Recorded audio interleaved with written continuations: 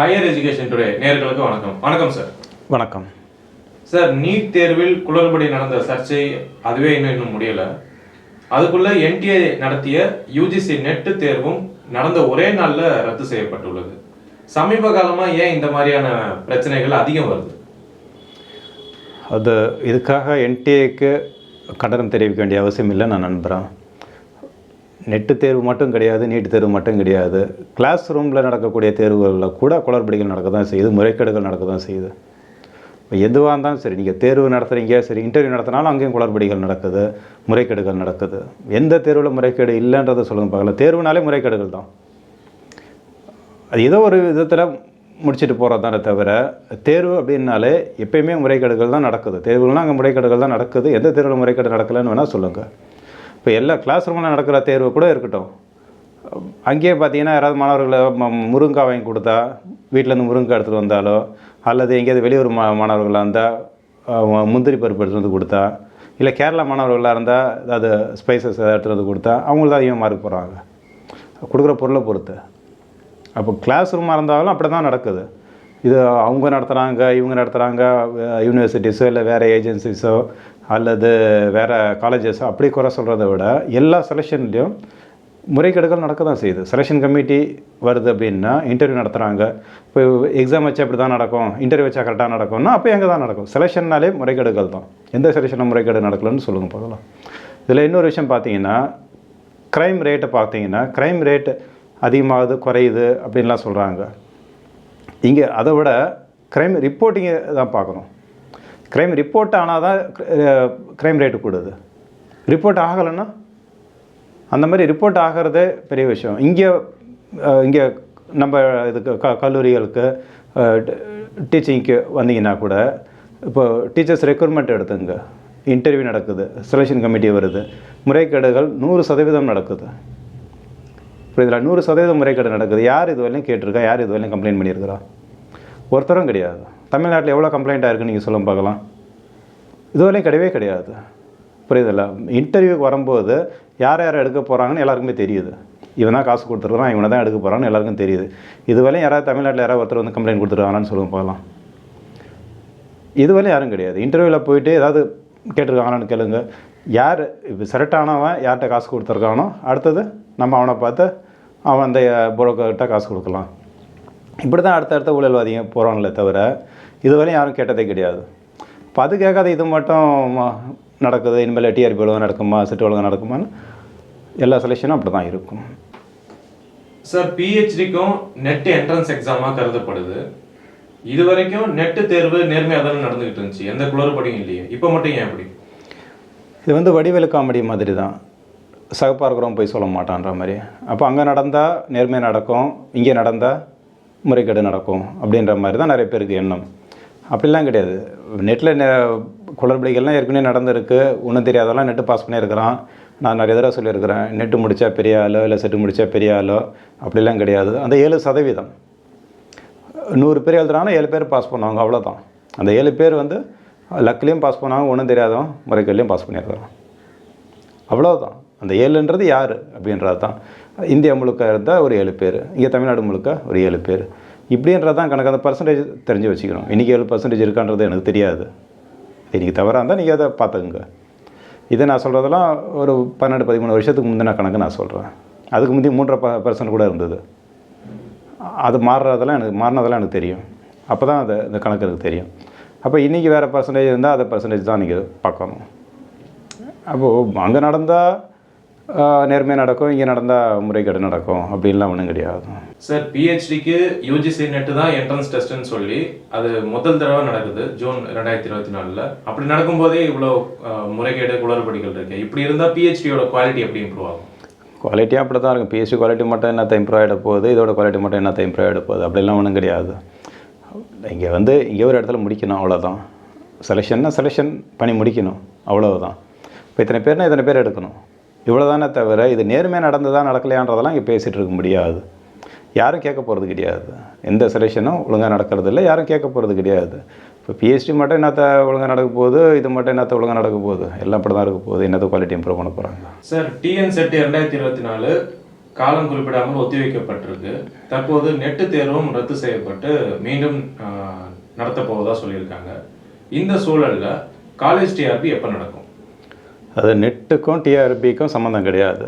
ஏன்னா net முடித்தவங்கள apply பண்ண சொல்லலை, நெட் அப்ளை பண்ணவங்கள அங்கே அப்ளை பண்ண சொல்லலை. இப்போ செட்டு அப்ளை பண்ணவங்கள அப்ளை பண்ண சொல்லியிருக்கிறாங்க அப்படின்னா செட்டை பொறுத்து தான் டிஆர்பி நடக்கும்.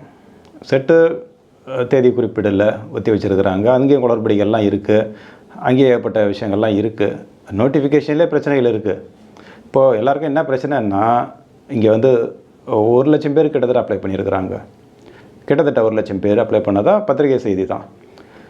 இப்போ இந்த 1,00,000 பேர் கிட்டத்தட்ட நோட்டிஃபிகேஷன் வந்தப்போ அதை ஏன் படிக்கலை?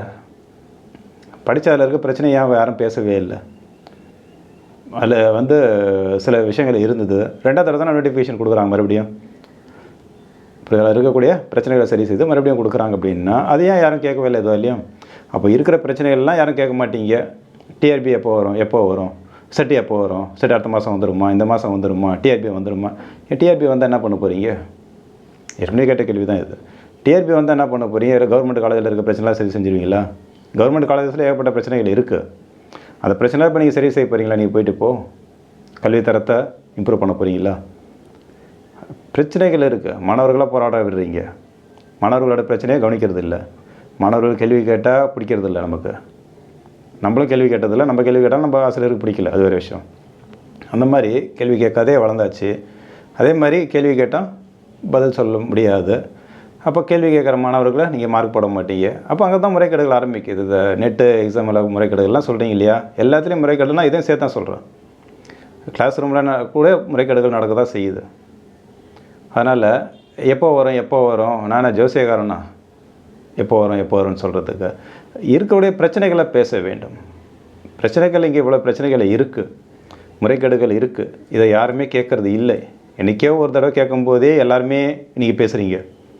ஒரு தடவை அங்கே ரிப்போர்ட் ஆகுது அப்படின்னா எல்லாருமே பேசுகிறீங்க. இத்தனை பேர் 1,00,000 பேர் 2,00,000 பேர் பேசுகிறீங்க. அப்போ ஏன் நீங்கள் அதில் தலையிடுறது இல்லை? என்னவாக இருந்தாலும் சரி, எனக்கும் ஒன்று கூட முறைகேடு எடுப்பட்டால் நானும் முறைகேடு எடுப்படுறேன் அப்படின்றது தான் இன்றைக்கி கடந்து போயிட்டே இருக்கிறோம். சார், இந்த மாதிரியான முறைகேடுகள் நடக்கவிருக்கும் காலேஜ் டிஆர்பியிலும் டிஎன்செட் 2024 நடக்க வாய்ப்பு இருக்கா? முறைகேடுகள் எல்லா இடத்துலையும் நடக்கணும்னு சொல்லியாச்சு. இப்போது அந்த பாஸ் பர்சன்டேஜ்ன்றது நிறைய தடவை சொல்லிகிட்டு இருக்கிறோம். எவ்வளோ பேர் எழுதுகிறாங்களோ அதுலேருந்து 7% அப்படின்னு முதல்ல நான் பார்த்த கணக்கு. இப்போ மறுபடியும் நீங்கள் செக் பண்ணிங்க. இப்போ ஒரு உதாரணத்துக்கு நான் சொல்லியிருக்கிறேன், 1,00,000 பேர் அப்ளை பண்ணியிருக்கிறாங்கன்னு சொல்லிட்டு எவ்வளோ பேர் அப்பேர் ஆக போகிறாங்கன்னு தெரியாது. அதில் 7% அப்படின்னா ஒரு 7,000 பேர் அதுக்குள்ளே இருக்குது அப்படின்னா அதுக்கு கீழே தான் வரும். 7,000க்கு கீழே தான் வரும். 6,000 சில்லற அப்படி தான் வரணும். அந்த பர்சன்டேஜை பாருங்கள். இவ்வளோ பேர் பாஸ் பண்ணியிருக்காங்களா, எவ்வளோ பேர் அப்பீர் ஆகியிருக்காங்கன்றது முதல்ல தெரிஞ்சுங்க. எவ்வளோ பேர் பண்ணுறாங்க. இப்போ இந்த விஷயத்தெல்லாம் தெரிஞ்சு தான் ரிப்போர்ட் பண்ணணும். ஏதாவது இருந்தால் நீங்கள் வெளியில் பேசணும். முறைகேடுகளை ஏற்று கேட்டால் தான் அது நடக்கும். எல்லாம் சரியாக நடக்கணும், நான் மட்டும் காசு கொடுத்து வேலை வாங்கிடணும் அப்படின்னா நீங்கள் பேசாதீங்க. கரெக்டாக நடக்குமா நடக்காதெல்லாம் நீங்கள் பேச வேண்டிய அவசியம் கிடையாது. ஏன் நான் கரெக்டாக நடக்கணும், எப்போ கரெக்டாக நடந்தது, இனிமேல் கரெக்டாக நடக்கணும். சார், செட்டு டிஆர்பி அதை சேர்த்த மாதிரியான பேக்கேஜ்க்கு 70 லட்சம் வரை சொல்லப்படுகிறது. இந்த மாதிரி பேசிகிட்டு இருக்க நிலைமையில் இந்த முறைகேடுகள்லாம் நடந்துகிட்டு இருக்கு. அதான் ஒழுங்காக நடக்குமா இந்த வாட்டியாக அப்படின்னு ஒரு கேள்வி இருக்குது. இல்லை, எந்த வாட்டியும் ஒழுங்காக நடந்தது இல்லை, இந்த வாட்டியும் ஒழுங்காக நடக்காது. இப்போ நடக்குமா அப்படின்னா எல்லாரும் 99% இப்போ சொல்கிறேன், 1,00,000 பேர் கிட்டத்தட்ட டிஆர்பி அப்ளை பண்ணியிருக்கிறாங்க. 99% பணம் கொடுத்து போகிறதுக்கு தான் ரெடியாக இருக்கிறாங்க. எனக்கு தெரிஞ்ச வரலையும், என்கிட்ட பேசக்கூடிய எனக்கு தெரிஞ்ச வரலையும் யாருமே எப்போ எவ்வளோ காசு கொடுக்கலான்னு தான் பார்க்குறாங்களே தவிர, இந்த கவர்மெண்ட் காலேஜில் வேலை செய்யக்கூடிய ஒரு பணக்காரர்கள், அந்த வட்டி கொடுறவங்க, இவர்கள் தான் இங்கே உள்ளே வராங்க. அவர்களுடைய மனைவிக்கு செட்டோட சேர்த்து பேக்கேஜாக இதை ஆரம்பத்துலேருந்து நான் கேள்விப்பட்டுருக்குறேன். ஆரம்ப காலத்துலேருந்து நான் கேள்விப்பட்டுருக்கிறேன். எல்லாமே சேர்த்து வாங்குற மாதிரி அப்படின்ற மாதிரி நான் கேள்விப்பட்டேன். அதுக்காக தான் செட்டும் உள்ளே கொண்டு வந்தாங்கன்ற மாதிரி கூட பேசுகிறாங்க. டிஆர்பி அப்ளை பண்ணுறவங்க செட் அப்ளை பண்ணவங்க டிஆர்பி அப்ளை பண்ணலான்னு கூட இந்த பேச்செல்லாம் கூட வருது. புரியுதில்ல? இதெல்லாம் யார் கவனிக்கணும்? இன்றைக்கி சோஷியல் மீடியா அதிகமாக இருக்குது. சோஷியல் மீடியாவில் தான் எல்லாம் வெளியில் தெரியுது எனக்கு இருக்கக்கூடிய பிரச்சனைகள்லாம். இதெல்லாம் சரியாக ஆசிரியர்களோ படித்தவர்களோ பயன்படுத்துறது இல்லை. பத்திரிகைக்காரங்க, அரசியல்வாதிங்க இவங்க தான் அதை பயன்படுத்துகிறாங்க. சினிமாக்காரங்க இவங்க தான் படித்தவர்கள் இதெல்லாம் பயன்படுத்துறது கிடையாது அதிகமாக. படித்தவர்கள்னால் நான் இங்கே சொல்கிறது ஆசிரியர்கள். இப்போ இங்கே முறைகேடுகள் தான் அதிகம் நடக்கிறது. அதிகபட்சம் அது அதிகமாக 99% இங்கே முறைகேடுகளை நடத்திட்டு இருக்கிறாங்க. இவர்கள் தான் வரணும்னு விருப்பப்படுறாங்க. இப்போ இவர்களை வந்து தடுத்து தான் ஆகணும். இவரெல்லாம் ஆசிரியர்கள் கிடையாது. திரும்ப சொல்கிறேன், இவரெல்லாம் ஆசிரியர்கள் கிடையாது. ஆசிரியர்கள் இருந்தாலும் இந்த மாதிரி வேலையெல்லாம் செய்ய மாட்டாங்க. அப்போ நடக்காதுன்னா நடக்க விடாதான் நீங்கள் பண்ணணுமே தவிர, நடக்காதான்னு கேட்டிங்கன்னா நடக்கும். சார், அப்போ இந்த மாதிரி தேர்வுகளில் முறைகேடுகள்ங்கிறது தவிர்க்க முடியாதுன்னு சொல்கிறீங்களா? முறைகேடுகள் எதிர்த்து யாராவது கேள்வி கேட்கணும், நம்ம குளிர் காயணும் தான் நிறைய பேர் இருக்கிறாங்க. அது வரலையும் தவிர்க்க முடியாது தான். ஓகே சார், நன்றி சார். நன்றி.